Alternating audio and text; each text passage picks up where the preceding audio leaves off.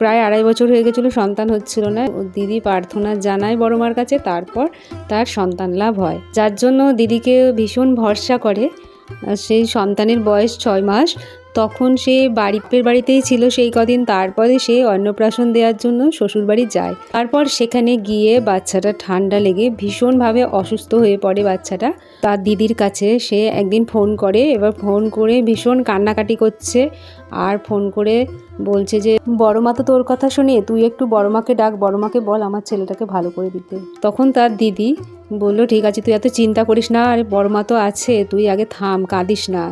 দিদির চোখ দিয়েও জল এসে গেল, কারণ এরকমভাবে কান্নাকাটি করছিল, এত অসুস্থ হয়ে গেছিলো যে নাক বুজে যাচ্ছে।